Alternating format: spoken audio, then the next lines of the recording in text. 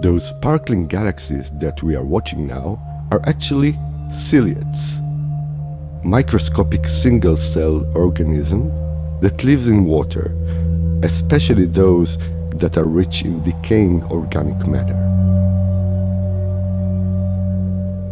Its species name is Ophryoglena flava.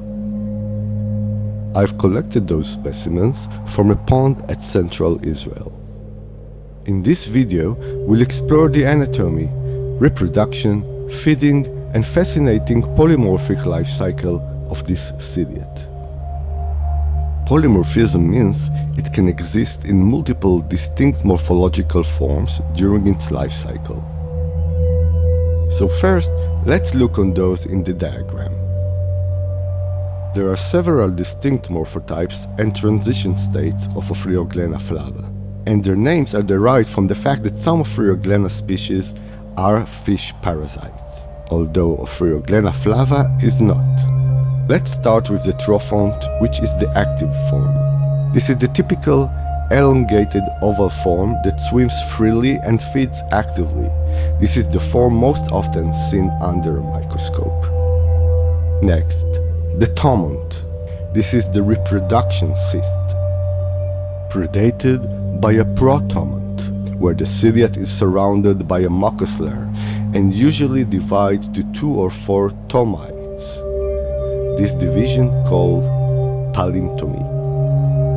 In rare cases, it will divide up to 128 microtomites. Next is the theront. After the tomite emerges from the cyst, it starts to elongate to a migratory state, capable of very fast motion, to find a new location or host, eventually becoming a trophont. And the cycle continues. Later in this video, we will watch all those morphotypes and transformations. Okay, I think it's enough with my lecture voice, and from now on we'll just observe and admire those ciliates, and from time to time I'll explain what we are watching. Now we are watching the tomont, full of colorful globules. Those are remains of food that he acquired so far, and watch the delicate mucus layer on the left.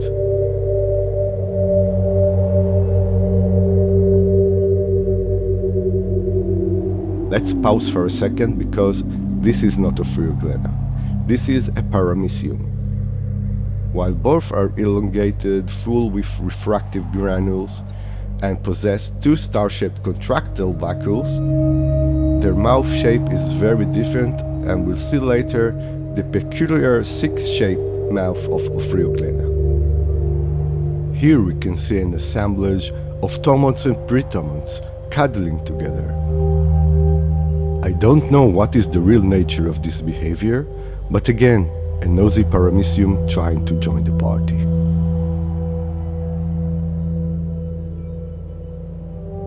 Here we are watching 2 pretomonts getting ready to become a tomont.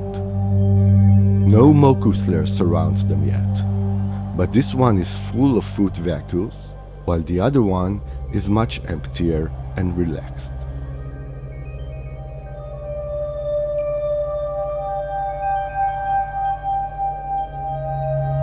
Here we see some theronts in different stages of development. Notice how the young ones are much more elongated and are very, very fast.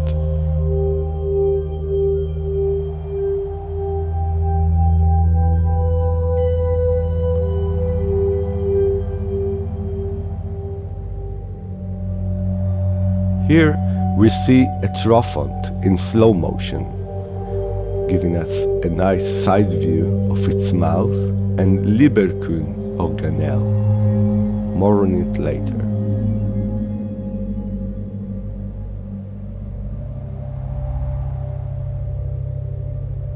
In this scene of a squashed trophont, we can easily distinguish the mouth in the middle of the frame. Also, at the bottom right, we can see the macronucleus. A unique feature of the ciliates is that they possess two types of nuclei. A micronucleus, the large one, that is responsible for the day-to-day gene expression, biochemistry and such. And in the middle, you can observe two small ones, micronuclei. Those are holding the entire genome and are responsible for the germline and inheritance.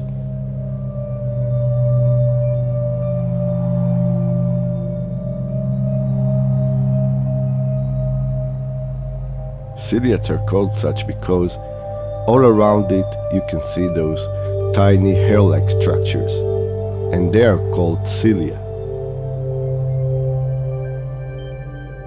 They are used for locomotion and for feeding. As you can see now in the mouth, there are a special kind of cilia. Very similar cilia are also present in the human body, in our lungs.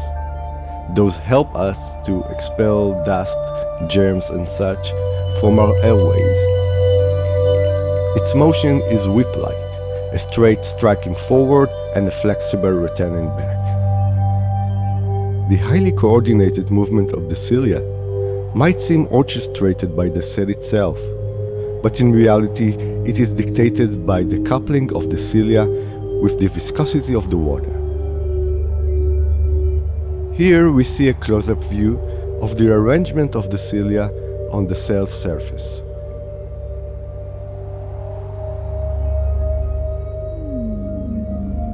Now we can see two star-shaped contractile vacuoles with radiating canals.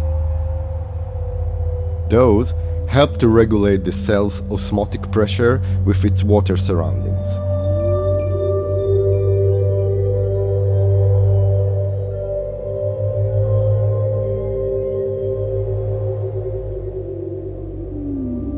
Here we can see the superficial pores that leads to the canals,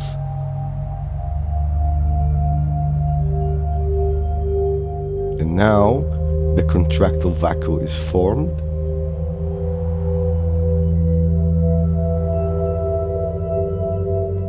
and will expel its content to the medium in order to regulate the osmotic pressure.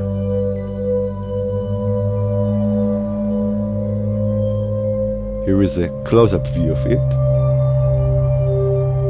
Notice how it forms and the pores.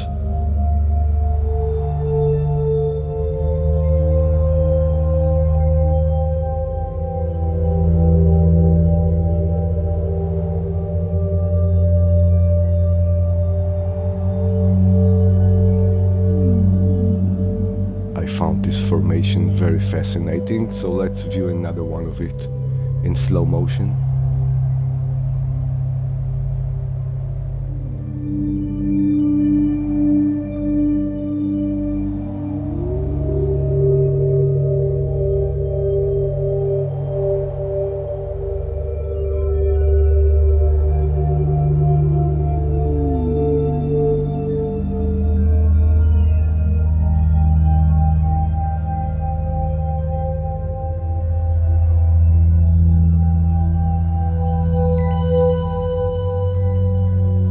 Now we are watching a peculiar feature of Ophryoglena flava. Right to the pulsating mouth, we can watch a tiny organelle called a Lieberkühn organelle, or the watch glass. It is believed to assist the Ophryoglena in phototaxis. Phototaxis means the cell's ability to recognize light and move towards or away from it.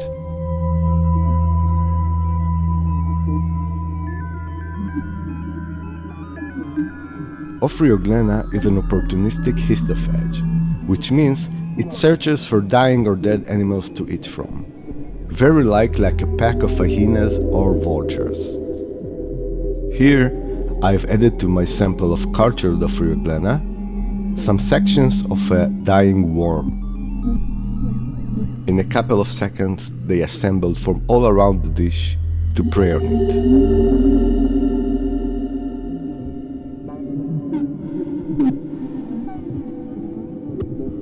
Now we can also understand why it is called Ophryoglena flava. Flavus in Latin means yellow or golden.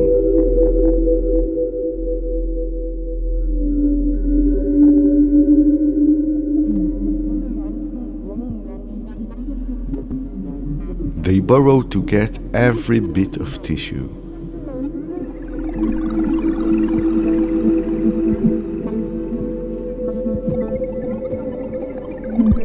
In a matter of minutes, almost nothing is left.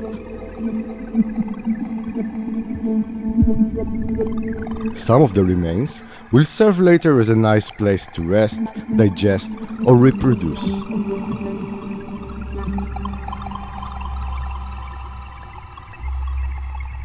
And indeed, after all this eating, it is time to settle down.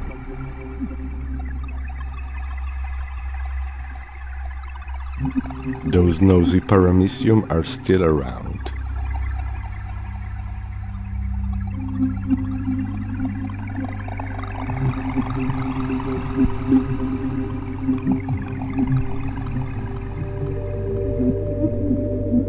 The right thumont has divided to 4 separate daughter cells.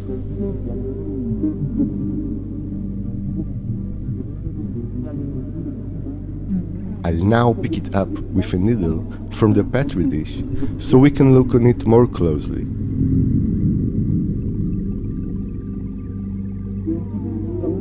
And same as before, the paramecium won't leave us.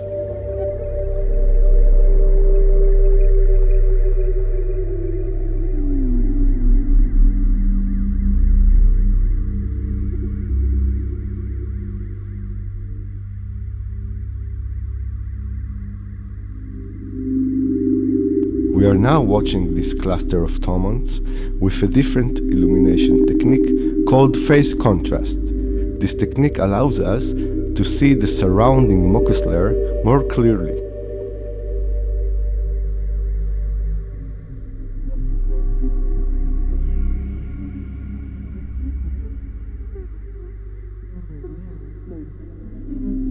Quite often, I was seeing a couple of thomonts cuddling, for lack of another word to describe it. I got no explanation for this behavior. A mating dance, perhaps?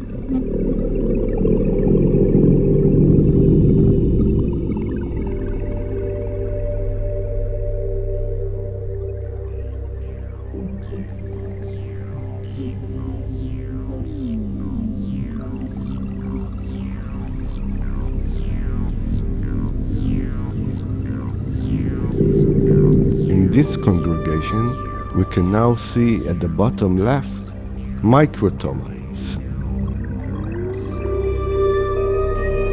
Those will transform, as we will see later, into microtherons.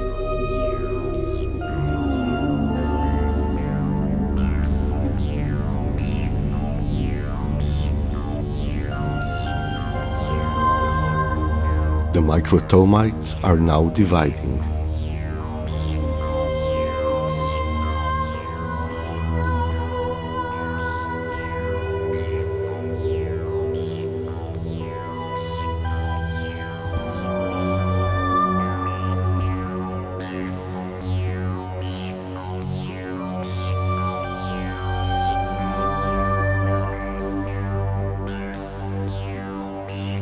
A microtheron has finally emerged, and soon we will see its size compared to a normal theron.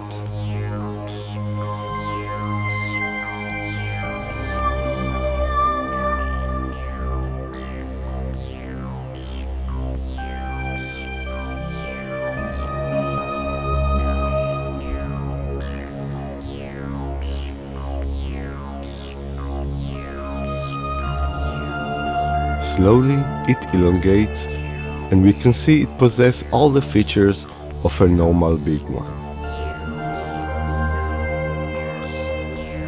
Albeit with one distinctive difference. On its posterior, we can see a single hair. It is called a caudal cilium or a tail cilium. The big theront doesn't got it.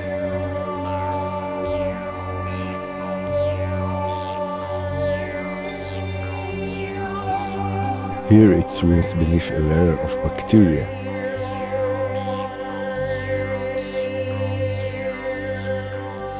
We can clearly see the Libercule organelle as well as the micronuclei.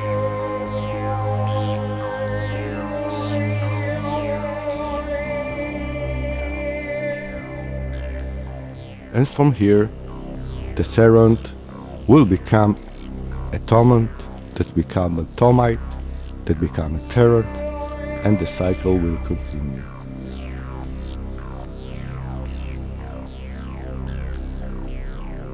Till the end of the video, we will watch two scenes of a tomite transforms into a theront. This transformation takes hours, and of course I've sped up the video. Thank you for watching so far. I hope you've enjoyed the fascinating life cycle of Ophryoglena flava. For more ciliate and other aquatic microscopic creatures, please check my channel. Bye bye.